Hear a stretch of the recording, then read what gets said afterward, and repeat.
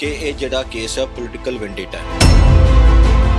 3 DGP change हो गए, 3 AG change हो गए, हाईएस्ट रैंकिंग ऑफिशियल्स ने कहा कि ये केस बिल्कुल नहीं बनता। ਜਿਹੜੇ ADGP ਸੀਗੇ BOI ਦੇ ਡਾਇਰੈਕਟਰ ਉਹਨਾਂ ਨੇ ਤਾਂ 8 very valid constitutional questions raise ਕੀਤੇ ਸੀਗੇ ਜੋ ਅਨੈਕਸ਼ਰ ਲੱਗੇ। ਜਦ ਤੱਕ ਹਾਈ ਕੋਰਟ ਤੋਂ ਰਿਪੋਰਟਸ ਵਾਪਸ ਲੈ ਕੇ ਨਹੀਂ ਪਰਮਿਸ਼ਨ ਮਿਲਦੀ ਅੱਗੇ ਵਧਣਾ ਕੰਟੈਂਪਟ ਹੈ। 10 ਸਪਲੀਮੈਂਟਰੀ ਚਲਾਨ ਪੇਸ਼ ਹੋਏ, ਬਿਕਰਮ ਮਜੀਠੀਆ ਦਾ ਜ਼ਿਕਰ ਕੋਈ ਨਹੀਂ। ਉਹ 10 ਦੇ 10 ਸਪਲੀਮੈਂਟਰੀ ਚਲਾਨ ਕੋਰਟ 'ਚ ਗਏ, 10 ਦੇ 10 ਟ੍ਰਾਇਲ ਖਤਮ ਹੋ ਗਏ, ਕਈਆਂ ਨੂੰ ਸਜ਼ਾ ਹੋ ਗਈ, ਕਈ ਬਰੀ ਹੋ ਗਏ। ਬਿਕਰਮ ਮਜੀਠੀਆ ਦਾ ਨਾਂ ਕਿਧਰੇ ਵੀ ਨਹੀਂ ਸੀ। ਉਹਨਾਂ ਨੇ 2019 ਚ ਕਹਿਤਾ ਸੀ, ਉਸ ਵੇਲੇ ਤਾਂ ਹੋਮ ਮਿਨਿਸਟਰ ਨਹੀਂ ਸੀ। ਉਹਨਾਂ ਨੇ ਕਿਹਾ ਜੀ ਮੈਂ ਹੋਮ ਮਿਨਿਸਟਰ ਹੋਵਾਂ ਤਾਂ ਬਿਕਰਮ ਮਜੀਠੀਆ ਨੂੰ ਜੇਲ੍ਹ ਵਿੱਚ ਅੰਦਰ ਪਾਵਾਂ। ਉਹ ਸਾਰਾ ਕੁਝ ਅੱਜ ਰਿਕਾਰਡ ਹੈ। ਬਿਕਰਮ ਮਜੀਠੀਆ ਦੀ ਅੱਜ ਬੇਲ ਦੀ ਅਰਜੀ ਹਾਈ ਕੋਰਟ 'ਚ ਲੱਗੀ ਹੋਈ ਸੀ। ਸੁਣਵਾਈ 'ਚ ਕੀ ਹੋਇਆ ਜਾਣਦੇ ਉਹਨਾਂ ਦੇ ਵਕੀਲ ਦਮਨਵੀਰ ਸਿੰਘ ਸੋਪਤੀ ਜੀ ਤੋਂ। ਕਿਹਾ ਜਾ ਰਿਹਾ ਵੀ 10 ਤਰੀਕ ਪਈ ਹੈਗੀ ਹੈ, ਪਰ ਕੀ ਦਲੀਲਾਂ ਹੋਈਆਂ, ਕੀ ਬਹਿਸ ਹੋਈ, ਕਿਉਂਕਿ 2 ਘੰਟੇ ਦੀ ਲੰਬੀ ਬਹਿਸ ਚੱਲੀ ਤਾਂ ਜਾਣਦੇ ਆ ਸੋਪਤੀ ਸਾਹਿਬ। ਸੋਪਤੀ ਸਾਹਿਬ ਬਹੁਤ ਬਹੁਤ ਸਵਾਗਤ ਹੈ। ਅੱਜ ਅਰਜੀ ਪਾਈ ਗਈ ਸੀ ਬੇਲ ਦੀ ਬਿਕਰਮ ਮਜੀਠੀਆ ਦੀ, ਕੀ ਬਣਿਆ ਜੀ, ਕੀ ਦਲੀਲਾਂ ਰੱਖੀਆਂ ਤੁਹਾਡੇ ਵੱਲੋਂ? ਅੱਜ ਮਾਨਯੋਗ ਹਾਈ ਕੋਰਟ ਕੋਲ ਐਂਟੀਸਪੇਟਰੀ ਬੇਲ ਐਪਲੀਕੇਸ਼ਨ ਫਾਈਲ ਕੀਤੀ ਗਈ ਸੀ। ਸਾਡੇ ਵੱਲੋਂ ਮੁਕੁਲ ਰੋਹਤਗੀ ਸੀਨੀਅਰ ਐਡਵੋਕੇਟ ਪੇਸ਼ ਹੋਏ ਸਨ, ਸਰਕਾਰ ਵੱਲੋਂ ਪੀ ਚਿਦੰਬਰਮ ਸਾਹਿਬ ਪੇਸ਼ ਹੋਏ। ਕੋਰਟ ਦੀ ਫਾਈਂਡਿੰਗ ਹੈ ਕਿ enough grounds are made out to issue notice of motion, ਤੇ ਉਹ ਪਟੀਸ਼ਨ ਜਿਹੜੀ ਸਾਡੀ ਅੱਜ ਐਂਟਰਟੇਨ ਹੋ ਗਈ ਹੈ। ਸ਼ਾਰਟੈਸਟ ਪੋਸੀਬਲ ਟਾਈਮ ਦਿੱਤਾ ਹੈ ਸਰਕਾਰ ਨੂੰ। 8 ਤਰੀਕ ਨੂੰ ਸ਼ਾਮ ਤੱਕ ਉਹਨਾਂ ਨੇ ਐਡਵਾਂਸ ਕਾਪੀ ਕੋਰਟ 'ਚ ਪੇਸ਼ ਕਰਨੀ ਹੈ ਰਿਪਲਾਈ ਦੀ, ਔਰ ਜੋ ਵੀ ਡਾਕੂਮੈਂਟਸ ਉਹ ਰਿਲਾਈ ਕਰ ਰਹੇ ਹੈ ਇੱਕ ਕਾਪੀ ਉਹਨਾਂ ਨੇ ਸਾਨੂੰ ਦੇਣੀ ਹੈ, ਤੇ 10 ਤਰੀਕ ਨੂੰ ਉਹਨੇ ਦੁਬਾਰਾ ਬਹਿਸ ਹੋਏਗੀ। ਔਰ ਜੋ ਸਾਡੀ ਕੰਟੈਂਸ਼ਨ ਅੱਜ ਹਾਈ ਕੋਰਟ 'ਚ ਸੀ ਉਹ ਵੀ ਬੜੀ ਜਿਵੇਂ ਟ੍ਰਾਇਲ ਕੋਰਟ 'ਚ ਸੀ, ਔਰ ਜਿਵੇਂ ਬਾਰ-ਬਾਰ ਦੱਸਿਆ ਜਾ ਰਿਹਾ ਤੁਹਾਡੇ ਦਰਸ਼ਕਾਂ ਨੂੰ ਕਿ ਇਹ ਜਿਹੜਾ ਕੇਸ ਹੈ ਪੋਲੀਟੀਕਲ ਵੈਂਡੇਟਾ ਹੈ। Dying days of the government ਨੇ ਅੱਜ ਕੋਰਟ ਲੱਗ ਜਾਏ, ਪਰਸੋਂ ਲੱਗ ਜਾਏ, ਅਗਲੇ ਹਫਤੇ ਲੱਗ ਜਾਏ। 3 DGP ਚੇਂਜ ਹੋ ਗਏ, 3 AG ਚੇਂਜ ਹੋ ਗਏ, ਹਾਈਐਸਟ ਰੈਂਕਿੰਗ ਆਫੀਸ਼ੀਅਲਸ ਨੇ ਕਿਹਾ ਕਿ ਇਹ ਕੇਸ ਬਿਲਕੁਲ ਨਹੀਂ ਬਣਦਾ। ਔਰ ਇਹ ਜਿਹੜਾ ਮੈਟਰ ਹੈ ਸੀਜ਼ਡ ਵਿਦ ਦ ਹਾਈ ਕੋਰਟ ਹੈ, ਰਿਪੋਰਟ ਸੀਲਡ ਹੈਗੀਆਂ, ਸੁਪਰਸੀਡ ਹੋ ਗਈਆਂ। ਔਰ ਜਿਹੜੇ ADGP ਸੀਗੇ BOI ਦੇ ਡਾਇਰੈਕਟਰ ਉਹਨਾਂ ਨੇ ਤਾਂ 8 very valid constitutional questions raise ਕੀਤੇ ਸੀਗੇ ਜੋ ਅਨੈਕਸ਼ਰ ਲੱਗੇ ਨੇ। ਉਹ 'ਚ ਇਹ ਸਭ ਤੋਂ ਪਹਿਲਾਂ ਰੇਜ਼ ਕੀਤਾ ਸੀ ਕਿ ਜਿਹੜੇ ਕੇਸ ਖਤਮ ਹੋ ਚੁੱਕੇ ਨੇ ਕਿਆ ਨਵਾਂ ਪਰਚਾ ਦੇ ਸਕਦੇ ਹੋ। दूसरा कि प्रीवियस एडवोकेट जनरल ने स्पेसिफिक रिपोर्ट दी है कि जब तक हाई कोर्ट तो रिपोर्ट्स वापस लेके नहीं परमिशन मिलती अगे ਵਧਣਾ कंटेम्प्ट है। हाउएवर ਉਹਨਾਂ ਦੀ ਇਹ ਰਿਪੋर्ट आई तो एडवोकेट जनरल ਜਿਹੜੀ कॉन्स्टिट्यूशनल ऑफिस है उसनू चेंज कर दिता। चेंज करके एक नवे एडवोकेट जनरल ने एक बहुत ही व्हाट कैन आई से एक रिपोर्ट सबमिट की है जिस 'ਚ ਉਹਨਾਂ ਨੇ ਕਿਹਾ ਕਿ ਹਰਪ੍ਰੀਤ ਸਿੰਘ ਸਿੱਧੂ ਜਿਹੜੇ STF ਦੇ ਹੈਡ ਨੇ, ਭਾਵੇਂ ਉਹ ਬਿਕਰਮ ਸਿੰਘ ਮਜੀਠੀਆ ਦੇ ਕਜ਼ਨ ਬ੍ਰਦਰ ਨੇ ਤੇ ਆਪਸ ਵਿੱਚ ਉਹਨਾਂ ਦੀ ਪੂਰੀ ਰੰਜਿਸ਼ ਹੈ, ਉਹਨਾਂ ਦੀ ਜਿਹੜੀ ਰਿਪੋਰਟ ਹੈ ਚਾਹੇ ਉਹ ਸੁਪਰਸੀਡ ਹੋ ਗਈ, ਚਾਹੇ ਉਹ ਹਾਈ ਕੋਰਟ ਦੀ ਡਾਇਰੈਕਸ਼ਨ ਰਹੀ, DGP ਤੇ ਹੋਮ ਸੈਕਟਰੀ ਦੀ ਰਿਪੋਰਟ ਰਹੀ ਸੁਪਰਸੀਡ ਹੋ ਗਈ। ਇਸ ਨੂੰ ਤੁਸੀਂ ਕੇਸ ਡਾਇਰੀ ਬਣਾ ਸਕਦੇ ਹੋ। ਕੇਸ ਡਾਇਰੀ ਤਦ ਬਣੇਗੀ ਜਦ ਇਨਵੈਸਟੀਗੇਸ਼ਨ ਮੁਕੰਮਲ ਹੋਏਗੀ। ਇਨਵੈਸਟੀਗੇਸ਼ਨ ਮੁਕੰਮਲ ਹੁੰਦੀ ਹੈ ਜਦ FIR ਰਜਿਸਟਰ ਹੋ ਚੁੱਕੀ ਹੁੰਦੀ ਹੈ। ਕੇਸ ਡਾਇਰੀ FIR ਰਜਿਸਟਰ ਹੋਣ ਤੋਂ ਪਹਿਲਾਂ ਨਹੀਂ ਹੁੰਦੀ।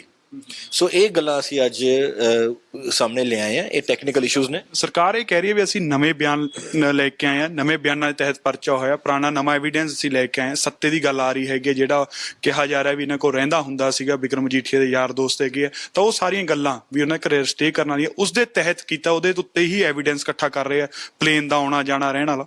Find me on record to say ਕਿ ਸਗੋਂ FIR 'ਚ ਲਿਖਿਆ ਹੈ ਕਿ ਨਾ ਕੋਈ ਨਵਾਂ ਮਟੀਰੀਅਲ ਹੈ ਨਾ ਕੋਈ ਨਵੀਂ ਐਵੀਡੈਂਸ ਹੈ।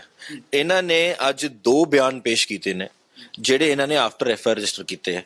ਇੱਕ ਉਹਦਾ ਨਿਰੰਜਨ ਸਿੰਘ ਜੋ ਡਿਪਟੀ ਡਾਇਰੈਕਟਰ ਸੀ, ਉਹਨੇ ਕੀ ਕਿਹਾ, ਸਾਰਾ ਰਿਕਾਰਡ ED 'ਚ ਅਵੇਲੇਬਲ ਹੈ, ਸਾਰਾ ਰਿਕਾਰਡ ED 'ਚ ਅਵੇਲੇਬਲ ਹੈ, ਮੈਂ ਤਫਤੀਸ਼ ਕੀਤੀ ਸੀ। ਉਸ ਬੰਦੇ ਨੇ ਜਿਹਨੇ ਤਫਤੀਸ਼ ਕੀਤੀ ਉਹ ਤਾਂ ਬਿਲਕੁਲ ਸਹੀ ਸੀ।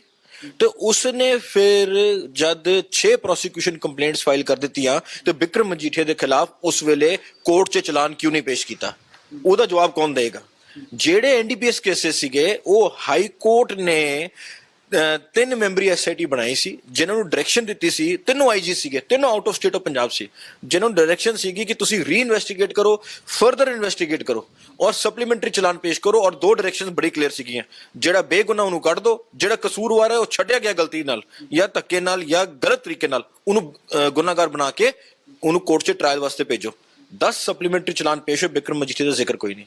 ਉਹ 10 ਦੇ 10 ਸਪਲੀਮੈਂਟਰੀ ਚਲਾਨ ਕੋਰਟ 'ਚ ਗਏ, 10 ਦੇ 10 ਟ੍ਰਾਇਲ ਖਤਮ ਹੋ ਗਏ, ਕਈਆਂ ਨੂੰ ਸਜ਼ਾ ਹੋ ਗਈ, ਕਈ ਬਰੀ ਹੋ ਗਏ। ਬਿਕਰਮ ਮਜੀਠੀਆ ਦਾ ਨਾਂ ਕਿਧਰੇ ਵੀ ਨਹੀਂ ਸੀ।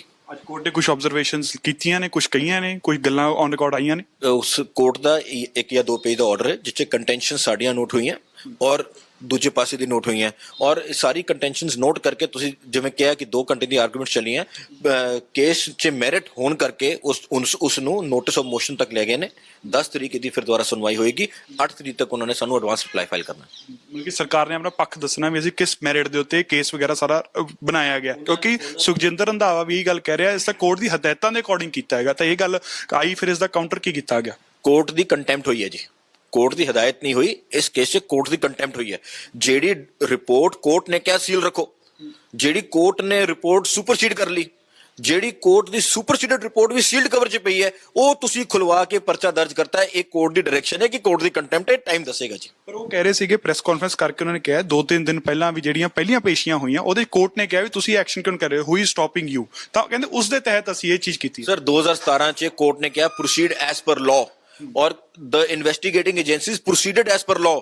ED did not register case, ED did not file a challan, Punjab police ਦੇ ਸਾਰੇ ਚਲਾਨ ਖਤਮ ਹੋ ਗਏ, ਟ੍ਰਾਇਲ ਖਤਮ ਹੋ ਗਏ, so they proceeded as per law, and only if the deputy chief minister would not have a premeditated mindset। ਉਹਨਾਂ ਨੇ 2019 ਚ ਕਹਿਤਾ ਸੀ, ਉਸ ਵੇਲੇ ਤਾਂ ਹੋਮ ਮਿਨਿਸਟਰ ਨਹੀਂ ਸੀ, ਉਹਨਾਂ ਨੇ ਕਿਹਾ ਜੀ ਮੈਂ ਹੋਮ ਮਿਨਿਸਟਰ ਹੋਵਾਂ ਤਾਂ ਬਿਕਰਮ ਮਜੀਠੀਆ ਨੂੰ ਜੇਲ੍ਹ ਵਿੱਚ ਅੰਦਰ ਪਾਵਾਂ। ਉਹ ਸਾਰਾ ਕੁਝ ਅੱਜ ਰਿਕਾਰਡ ਹੈ ਕਿ ਕਿਵੇਂ ਹੋਮ ਮਿਨਿਸਟਰਸ਼ਿਪ ਲਈ ਗਈ ਪਰਚਾ ਦੇਣ ਵਾਸਤੇ, ਅੰਦਰ ਦੇਣ ਵਾਸਤੇ, ਕਿਵੇਂ ਡੀਜੀ ਚੇਂਜ ਕੀਤੇ ਗਏ ਸਿਰਫ ਐਫਆਈਆਰ ਰਜਿਸਟਰ ਕਰਨ ਵਾਸਤੇ, ਅੰਦਰ ਦੇਣ ਵਾਸਤੇ, ਕਿਵੇਂ ਐਡਵੋਕੇਟ ਜਨਰਲ ਜਿਸ ਨੇ ਪਹਿਲਾਂ ਇੱਕ ਕਨਸਟੀਟਿਊਸ਼ਨਲੀ ਵੈਲਿਡ ਪੁਆਇੰਟ ਰੇਜ਼ ਕਰਕੇ ਕਿਹਾ ਸੀ ਕਿ ਐਫਆਈਆਰ ਨਹੀਂ ਰਜਿਸਟਰ ਹੋ ਸਕਦੀ, ਉਹਨਾਂ ਨੇ ਏਜੀ ਵੀ ਬਦਲ ਦਿੱਤਾ।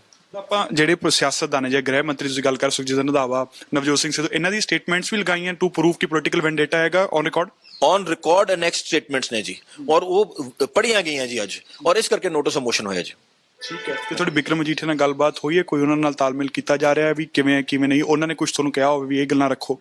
ਕਮਾਲ ਦਾ ਕੁਐਸਚਨ ਹੈ ਜੀ ਤੁਹਾਡਾ। This is secrecy between a client and a counsel, we are protected, I will not comment on this. ਠੀਕ ਹੈ, ਥੈਂਕ ਯੂ ਸੋ ਮਚ। ਤਾਂ ਇਹ ਸੀਗੇ ਸੋਪਤੀ ਜੀ ਜਿਨ੍ਹਾਂ ਨੇ ਕਲੀਅਰ ਸ਼ਬਦਾਂ 'ਚ ਕਿਹਾ ਵੀ ਸਰਕਾਰ ਨੇ ਉਲੰਘਣਾ ਕੀਤੀ ਹੈ ਕੋਰਟ ਦੇ ਆਰਡਰ ਦੀ। ਇਹ ਸਾਰਾ ਕੁਝ ਔਨ ਰਿਕਾਰਡ ਰੱਖਿਆ ਗਿਆ। ਜਿਹੜੇ ਵਕੀਲ ਮੁਕੁਲ ਰੋਹਤਗੀ ਨੇ ਉਹ ਵੀ ਪੇਸ਼ ਹੋਏ ਸੀਗੇ ਤੇ 2 ਘੰਟੇ ਲੰਬੀ ਬਹਿਸ ਚੱਲ ਰਹੀ ਹੈ, ਤੇ ਨਾਲ ਜਿਹੜੇ ਸਿਆਸਤਦਾਨ ਨੇ ਪੋਲੀਟੀਕਲ ਸਟੇਟਮੈਂਟਾਂ ਨੇ ਉਹ ਵੀ ਔਨ ਰਿਕਾਰਡ ਲਾਈਆਂ ਗਈਆਂ ਤਾਂ ਕਿ ਇਹ ਪ੍ਰੂਵ ਹੋ ਸਕੇ ਵੀ ਇਹ ਪੋਲੀਟੀਕਲ ਵੈਂਡੇਟਾ ਹੈ। ਬਿਕਰਮ ਮਜੀਠੀਆ ਖਿਲਾਫ ਪੰਜਾਬ ਸਰਕਾਰ ਵੱਲੋਂ ਜਾਂ ਕਾਂਗਰਸ ਪਾਰਟੀ ਵੱਲੋਂ ਪੋਲੀਟੀਕਲ ਵੈਂਡੇਟਾ ਦੇ ਖਿਲਾਫ ਸਾਰੀ ਕਾਰਵਾਈ ਹੋ ਰਹੀ ਹੈ। ਹੁਣ 10 ਤਰੀਕ ਤੇ ਸਾਰੇ ਨਿਗਾਹਾਂ ਨੇ ਜਦੋਂ ਅਗਲੀ ਬਹਿਸ ਹੋਣੀ ਹੈ ਇਸ ਕੇਸ ਨੂੰ ਲੈ ਕੇ। ਚੰਡੀਗੜ੍ਹ ਤੋਂ ਕੈਮਰਾਮੈਨ ਸ਼ਮਸ਼ੇਰ ਸਿੰਘ ਨਾਲ ਮੈਂ ਸ਼ੁਭਕਰਮਨ ਧਾਲੀਵਾਲ, ਪ੍ਰੋ ਪੰਜਾਬ ਟੀਵੀ।